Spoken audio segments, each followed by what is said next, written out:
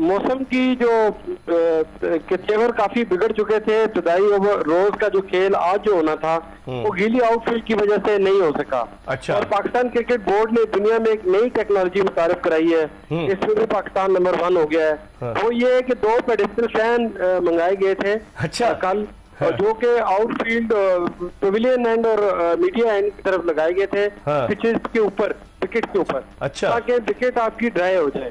शुक्र है हाथ में पंखा लेके नहीं झल रहे थे, ये तो खाली पेडिस्टल फैन ही मंगवाए थे।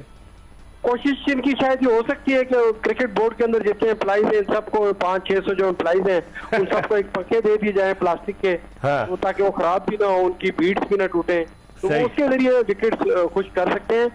एक तो वेन्यू का इंतखाब, प्रीवियस प्रोग्राम में भी देख साहब आप पाकिस्तान का इंसाइक्लोपीडिया है क्रिकेट का, जो क्रिकेट पे आप नजर रखते हैं, जो कासिम इकबाल साहब रखते हैं, वो शायद हम इतनी नजर नहीं रखते हैं। लेकिन अपने शहर के हवाले से बात ये करूंगा कि पाकिस्तान का जो पिंडी का जो स्टेडियम है, ये ऐसी जगह पे लोकेटेड है, यहाँ पे डिफरेंट किस्म के इश्यूज हैं। अभी 12 अरब रुपया ये पाकिस्तान क्रिकेट बोर्ड की मैनेजमेंट लगा रही है पुराने स्टेडियम के ऊपर। सही। तो लाहौर का स्टेडियम देख रहे हैं, पिंडी का स्टेडियम देख रहे हैं, ये गुंजान आबादी के अंदर ये स्टेडियम वाक़या है और बहुत सारे लोगों का कारोबार मुतासर होता है, लोग बददुआएं। वही फैजाबाद के नजदीक है ना बेग साहब, फैजाबाद से बिल्कुल नजदीक है और लोगों के लिए बड़ी मुश्किल होती है, जो ट्रैफिक बंद हो जाता है सारा। लेकिन ये बताइए कल क्या इत्तला है, कल मौसम की क्या इत्तला है, कल हो जाएगा मैच? देखिए जी, जो फोरकास्ट के मुताबिक अगर चले, मेट ऑफिस से भी हमारी बात हुई है, उनकी मैनेजमेंट का भी ये कहना है कि जो रेन जो सिस्टम है उसके तहत तो जो गहरे बादल रात ही में ट्रैवल करते हैं यूजुअली, तो पॉसिबिलिटी है कि कल भी बारिश होगी। लेकिन इसका कुछ नहीं कहा जा सकता क्योंकि जो फोरकास्ट है वो 11 साढ़े 11 बजे दिन तक ना बारिश की एक्सपेक्टेशन है। ठीक। लेकिन ये सारा कुछ डिपेंड करता है कि जो पिच को मॉनिटर करने के लिए अंपायर आएंगे, वो देखेंगे आउटफील्ड का बड़ा मसला है। सुपर सॉपर नहीं आया चलते चलते, बस ये बता दीजिए, सुपर सॉपर नहीं आया लाहौर से? नहीं, वो मेरी नजर से तो नहीं गुजरा, लेकिन मैंने पंखे देखे हैं जिस पर हमने स्टोरी भी आज की है और पंखों को देख के काफी हैरान हुआ। चले, वो पंखे भी वो होंगे जो एनर्जी सेवर्स पंखे एक नए आ गए ना, तो वो बिजली कम खाते हैं। बहुत बहुत शुक्रिया आपका जुल्फिकार बेग साहब, रोजनामा एक्सप्रेस के sports reporter, Rawalpindi cricket stadium से हमें सूरत हाल बता रहे थे। इकबाल कासिम पाकिस्तान के फॉर्मर चीफ सेलेक्टर हमारे साथ मौजूद है। हम एक ब्रेक की तरफ बढ़े और ब्रेक के बाद वापस आएंगे, मजीद बात करेंगे। Stay tune to Express News. Break के बाद एक मरतबा फिर एक्सप्रेस स्पोर्ट्स पेज में पाकिस्तान के former chief selector, former test cricketer Iqbal Qasim के साथ आपको शो में खुशामदीद कहते हैं। और ब्रेक पर जाने से कबल हमने बात की जुल्फिकार बेग से, जो रोजनामा एक्सप्रेस के नुमाइंदे हैं पिंडी से, वो सूरत हाल बता रहे थे। इकबाल भाई, पाकिस्तानी टीम की अगर आप परफॉर्मेंस देखें, क्या रीज़न आप समझते हैं T20 क्रिकेट की वजह से? क्योंकि पाकिस्तान जो है वो मार्च 2021 के बाद से अपनी सरजमीन पर कोई टेस्ट मैच ही नहीं जीता। ऑस्ट्रेलिया के खिलाफ सीरीज हुई, 3 टेस्ट 1-0 हारे, फिर उसके बाद इंग्लैंड के खिलाफ 3-0 हारे, फिर उसके बाद न्यूजीलैंड की टीम आई थी तो सरफराज ने रन्स कर दिए, सऊद शकील ने, वो ड्रॉ हो गई सीरीज। अब बांग्लादेश से हार गए, तो होम ग्राउंड, होम क्राउड का कोई एडवांटेज हम नहीं ले सकते क्या? नहीं ले सकते, क्यों नहीं ले सकते, लेकिन आपको पहले अपना पता होना चाहिए कि आप कौन सी एडवांटेज लेना चाहते हैं। बैटिंग का लेना चाहते हैं, बॉलिंग का लेना चाहते हैं, स्पिनर्स का लेना चाहते हैं, फास्ट बॉलर का लेना चाहते हैं, तो वो तो उसी तरह से बनेगी ना। या आप अगर दोनों आपके पास अच्छे हैं तो आप एक नॉर्मल विकेट बनाएंगे और उससे मैच खेलेंगे और चांस ले लेंगे पूरा। मगर डरते हैं हम, शिकस्त से डरते भी हैं। शिकस्त से डरते भी हैं। फिर दूसरी बात, ये क्वालिटी ऑफ द प्लेयर्स है ना, नहीं रही, वो उतनी अच्छी नहीं है अभी। दे आर लर्निंग मेरे हिसाब से। तो ये इनका इतना एक्सपीरियंस नहीं है कि टेस्ट मैच के अंदर आप देखिए कंसंट्रेशन की जरूरत है। जैसे मुश्फिकुर रहीम ने 190 आउट किए उसने। एग्जैक्टली, वो अच्छा, फिर उसके अंदर जज्बा देखिए कि खेलता रहा, खिलाता भी रहा, ये थी। हमारे कितने ऐसे ओकेजन आए जबकि हमारे प्लेयर जो सेट प्लेयर होते थे वो बजाय कैरी ओवर करने के लिए वो खुद भी आउट हो जाते थे और प्लेयर भी नहीं आउट। अब आप देखिए रिजवान जिस तरह सेकंड इनिंग्स में आउट हुआ कि स्वीप करते हुए, और भी कई एग्जांपल है। सलमान अली आगा कैसे निकल के मारते हुए आउट हुए, जरूरत नहीं थी ना। अब्दुल्ला शफीक कैसे आउट हुआ, सलमान अली आगा तो स्लिप में हुए, अब्दुल्ला शफीक निकल के मार रहे थे। देखिए डेफिसिट पे थे हम, पहले तो डेफिसिट उतारना है ना, वो कैसे उतरेगा? बाहर निकल के मारने से तो नहीं उतरेगा।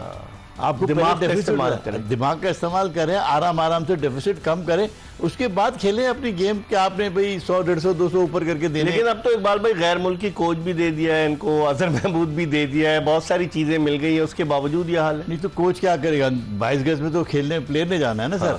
वो तो क्वालिटी ऑफ प्लेयर आप कह रहे हैं खत्म होती जा रही है। क्वालिटी डेफिनेटली डाउन है बिल्कुल डाउन। और स्पिन बॉलिंग के शोबे में आपकी विकेटें 171 टेस्ट विकेटें थी, हालांकि उस दौर में टेस्ट क्रिकेट कम होती, तो स्पिन बॉलिंग में क्या हो गया हमें एक बार? स्पिन बॉलिंग में यह है कि देखिए जो एक मिस्ट्री स्पिनर बनाया था आपने, उसको आपने बिल्कुल इब्ने बतूता बना दिया, खत्म कर दिया उसका, बिल्कुल वास्को डी गामा बना दिया उसे। वो उसका कॉन्फिडेंस था, बहुत अच्छा था जब आउट कर रहा था। वो 6 मैचों में 38 विकेटें, 6 टेस्ट। आउट करते करते आपने उसको साइड लाइन कर दिया। भाई देख, उस एक आदमी आउट कर रहा है, उसको चलने दो, या एक आदमी रन कर रहा है, उसको खेलने दो। हाँ। ये ब्रेक कर देते हैं उसको, उसकी कॉन्फिडेंस का लेवल गिरा देते हैं। दिस इज रॉन्ग, ये गलत बात है। और स्पिनर नहीं आ रहे, नुमान अली इतना अच्छा था लेफ्ट आर्म, उसको बिल्कुल ही भूल गए। और एक साजिद खान को इन्होंने ट्राई किया ऑस्ट्रेलिया में, वो इतना इंप्रेसिव नहीं रहा। तो आप समझते नहीं कि स्पिनर्स का प्रॉब्लम है हमें? डेफिनेटली स्पिनर्स आपके पास है ही नहीं, राइट आर्म लेग स्पिनर आपको ढूंढने से, यासिर शाह के जाने के बाद कोई नहीं मिला। जी बिल्कुल। अभी अब देखिए आपके पास 8-10 से टेस्ट मैच होने हैं आपके। 8-10 अभी टेस्ट मैच आने हैं इसी साल। 9 टेस्ट मैच हमें मिलेंगे। अब आप मुझे बताइए कि क्या इसमें क्या है आपके पास प्लानिंग में? आपके पास ना स्पिनर है, ना आपके पास फास्ट बॉलिंग की एक लाइन होनी चाहिए। ये अनफिट प्लेयर्स हैं। अगर ये 4-5 लड़के अनफिट हो गए तो फिर कौन से फास्ट बॉलर है जो आपको बैकअप में क्या है? तो अब ये कहते हैं कि साहब ये जो अब टूर्नामेंट करा रहे हैं, इसमें जो लड़के निकलेंगे उनको देखेंगे। लेकिन इकबाल भाई ये 50 ओवर्स का टूर्नामेंट है जी। हमारी टेस्ट सीरीज इंग्लैंड के खिलाफ 7 अक्टूबर से शुरू होगी। तो आप समझते नहीं कि अगर 4 डे कोई होता तो ज्यादा लड़के उसमें निकल के आते? होना तो यही चाहिए था कि पहले 4 डे आप करा लेते। ताकि कुछ लड़के अच्छे होते तो आप इंग्लैंड के खिलाफ आप टेस्ट मैच के लिए। अब ये इन थिंक टैंक का काम है ना, ये सब चीजें जो है एडवाइजर जो होते हैं, चेयरमैन साहब के पास इतना टाइम तो नहीं है ना कि वो बैठ के ये मैच के कौन सा पहले होना चाहिए, कौन सा बाद। ये वो थिंक टैंक है जिसका काम है कि ये पहले करे। उन्होंने वकार यूनुस को रखा था, वो भी भाग गए कि उनके पीसीबी में जो मौजूद माफिया है जो है उससे उनके इख्तिलाफात हो गए। तो वो मुश्किल ही है ना अगर वो कोई काम करना चाहते होंगे तो हो सकता है उनको पसंद नहीं आता होगा। अभी नए थे, हालांकि 10 दिन में क्या उन्होंने 3 हफ्ते उन्होंने बैठ के चेयरमैन के साथ प्रेस कॉन्फ्रेंस की कि पाकिस्तान क्रिकेट को बेहतर करेंगे। फिर आखिर ऐसा क्या हो गया कि 3 हफ्ते के बाद वो ऑफिस भी जाना शुरू हो गए थे। तो क्या हुआ अब? लेकिन इकबाल भाई अब जो इन्होंने मेंटोर रखे हैं 5, हर मेंटोर को एक सीजन के 50-50 लाख रुपए दे रहे हैं। तो अब ये मेंटोर चाहे शोएब मलिक हो, मिसबाउल हक ने आज प्रेस कॉन्फ्रेंस की, मिसबाउल हक हो, सरफराज अहमद अभी खेल रहे हैं, उनके अलावा सकलैन मुश्ताक जो है वो मुल्क से बाहर हैं, और वकार यूनुस खुद भी मेंटोर बन गए। तो आप समझते हैं कि ये डिलीवर कर पाएंगे? वकार यूनुस भी कोच रह चुके हैं, सकलैन मुश्ताक भी कोच रह चुके हैं, मिसबाउल हक भी कोच रह चुके हैं। तो पाकिस्तान से थे ना, तो अब तनज़ुली हुई है, फर्स्ट क्लास में चले गए। तो फिर इसके बाद क्लब में चले जाएंगे। हाँ, तो वो इतने पैसे मिलेंगे, इनको सोचना चाहिए ना, फिर वहां से प्रमोशन हो जाएगी। ऊपर तो ये ऐसे ही घूमता रहेगा, ये म्यूजिकल चेयर जारी रहेगी। बहुत बहुत शुक्रिया इकबाल कासिम साहब, क्योंकि हमें फुटबॉल पे भी एक चंक करना है, आप तशरीफ लाए। पाकिस्तान के former chief selector, former test cricketer Iqbal Qasim साहब हमारे साथ मौजूद थे। हम एक ब्रेक की तरफ बढ़े और ब्रेक के बाद वापस आएंगे तो पाकिस्तान में गरीबों के खेल फुटबॉल को किसकी नजर लग गई? हारून मलिक साहब तकरीबन $8,000 महाना ले रहे हैं, लेकिन फुटबॉल कहां चला गया, इस पे बात करेंगे। कहीं जाएगा नहीं, हमारा इंतजार कीजिएगा। Welcome back after the break. Cricket पे तो हमने बात की, अब हम थोड़ी सी बात करेंगे फुटबॉल के हवाले से। इस आखिरी चंक में सितंबर 2019 से पाकिस्तान फुटबॉल फेडरेशन पर एक नॉर्मलाइजेशन कमेटी फीफा ने बनाई हुई है, और उसके बाद से अब 5 साल का अरसा होने को आ रहा है, इलेक्शन नहीं हो रहे। अभी हाल ही में जो खबर आई है वो ये है कि पाकिस्तान फुटबॉल फेडरेशन की नॉर्मलाइजेशन कमेटी ने कई ओहदेदारान पर पाबंदी आयद कर दी है। पहले आपको एक पैकेज दिखाते हैं और जब वापस आएंगे तो रोजना डॉन के स्पोर्ट्स एडिटर उमैद वसीम, जो वर्ल्ड कप फुटबॉल भी कवर चुके हैं, फुटबॉल पर बड़ी गहरी निगाह रखते हैं, उनसे बात करेंगे। लेकिन पहले आपको फुटबॉल के हवाले से एक पैकेज दिखाते हैं। जी, पैकेज आपने मुलाहिजा किया और तमाम तर नजरें अब हुकूमत पर मरकूज हैं। इस हवाले से हम बात करते हैं और हमारे साथ टेलीफोन लाइन पर डेली डॉन के sports editor, senior sports journalist Umaid Waseem मौजूद हैं। इनसे बात करते हैं। अस्सलाम वालेकुम उमैद। अस्सलाम इकबाल भाई, कैसे हैं? वालेकुम अस्सलाम। ये क्या हो रहा है उमैद के 2 दिन पहले पाबंदी लगा दी तमाम ओहदेदारान पर, चाहे चारों सूबों के, और क्या इलेक्शन कराना नहीं चाह रहे या अपने मनपसंद लोगों को लाना चाह रहे हैं? हारून मलिक, आपने तो इतनी दफा लिखा, बोला भी, लेकिन किसी के कान पर जूं नहीं रेंगती। हाँ इकबाल भाई, मेरे लिए देखें, ये जो बैन की टाइमिंग है ना, ये बड़ी क्वेश्चनेबल है। इसमें काफी सारे वो लोग हैं जो अपने डिस्ट्रिक्ट से इलेक्शन जीत के आए, उस वक्त आपने उनको एलिजिबल करार दे दिया। आपने उस वक्त भी एलिजिबिलिटी चेक किए PFF-NC ने, लेकिन उनको एलिजिबल करार दे दिया और उन्होंने अपने डिस्ट्रिक्ट के इलेक्शन जीत लिए। जिन जिन लोगों में, इनमें 4 लोग तो ऐसे हैं जिनका मैं आपको बता रहा हूँ, जिनकी प्रोविंशियल इलेक्शन जीतने के 90% चांसेस थे कि वो अपने प्रोविंस से जीत कर आते PFF कांग्रेस में। सही है। अब सिंध में नासिर करीम बलोच, उन्होंने जिस दिन अपनी स्ट्रेंथ शो करी, उसके अगले दिन उनको PFF-NC से लेटर आ गया कि जी आप इस केस में मुलव्विस हैं और आपने भी पैरेलल फेडरेशन बनाई। फिर जाहिर शाह KPK में हाजी खलील साहब को 5 साल का बैन कर दिया बलोचिस्तान में जी। और फिर राना अशरफ साहब पंजाब में।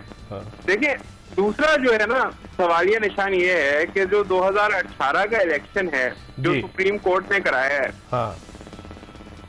वो तो सुप्रीम कोर्ट उस वक्त तो NC लगी ही नहीं थी। अशफाक शाह ग्रुप जो जिसमें कामयाब हुआ था। जी जी जी बिल्कुल। वो तो सुप्रीम कोर्ट ने कराया था। उस वक्त के जो सिटिंग प्रेसिडेंट थे मखदूम फैसल सारे हयात साहब, उन्होंने सुप्रीम कोर्ट का डिसीजन इलेक्शन अनाउंस करने का वेलकम किया था कि जी हम तो चाह रहे हैं। फिर सुप्रीम कोर्ट का दोनों पार्टीज ने कोई ऑब्जेक्शन तो नहीं किया जब सुप्रीम कोर्ट ने अपनी ऑफिशियल नोटिफिकेशन जारी की इलेक्शन की। अच्छा, लेकिन कथा कलामी होती है। मेरे पास वक्त कम है, ये बताइए कि बाद लोग कह रहे हैं कि जानबूझ के ये किया गया है कि लोग अदालतों से रुजू करें और हारून मलिक को मजीद एक्सटेंशन मिल जाए। इकबाल भाई, मैं नहीं समझता कि अब एक्सटेंशन मिलेगी। सही, शायद मैं गलत हूँ, लेकिन ये इलेक्शन डिले होने की एक साजिश हो सकती है। आप जिस तरह मतलब लोग कोर्ट्स में जाएंगे, स्टे ऑर्डर दोगे, इलेक्शन डिले होगा और पॉसिबली फीफा फिर बैन लगा सकती है पाकिस्तान पे। तो इनके मंजूर नजर अदील रिस्की वो लड़ेंगे इलेक्शन के? नहीं, अदील रिस्की साहब का तो वोट उनका सिक्योर हो गया है ना, विमेंस चैंपियनशिप जितवा दी है उनको। तो ये सारे गिमिक्स किए जा रहे हैं। उमैद, आप इतने अरसे से फुटबॉल कवर कर रहे हैं तो कोई तवज्जो नहीं दे रहा। कितने वुज़रा आए, फहमीदा मिर्जा आई, एहसानुर रहमान मजारी आए, कोशिश की, फिर कुछ अरसे के लिए एहसन इकबाल, फिर राना सनाउल्लाह, कोई नहीं देख रहा इस जानिब। देखिए, IPC मिनिस्ट्री ने, पाकिस्तान स्पोर्ट्स बोर्ड ने कल तो एक नोटिस इशू किया है कि जी हमने नोटिस दिया है ये जो बैन हुए हैं इसका। अब गवर्नमेंट की तरफ से कुछ होना चाहिए कि ये किस तरह बैन कर रही है, ये कौन सी डिसिप्लिनरी कमेटी है, इस डिसिप्लिनरी कमेटी का क्या रोल है। मतलब हम तो जानते हैं डिसिप्लिनरी कमेटी कब अपॉइंट हुई। ठीक, मतलब उम्मीद इनकी नीयत खराब है। मैं आपको पूरे शो में मधु करूंगा, इस मर्तबा आपको जरूर मधु करूंगा और आपसे बात करूंगा। आपका बहुत बहुत शुक्रिया। Umaid Waseem, senior sports journalist, रोजनामा डॉन के स्पोर्ट्स एडिटर, हमें बता रहे थे फुटबॉल पे एक और प्रोग्राम करेंगे। इसके साथ ही आज की ये एपिसोड अपने इख्तिताम को पहुंची। इंशाल्लाह अगर जिंदगी ने वफा की तो अगले शो में आपकी खिदमत में हाजिर होंगे। मिर्जा इकबाल बेग और एक्सप्रेस न्यूज की पूरी प्रोडक्शन टीम को इजाजत दीजिए। अल्लाह हाफिज।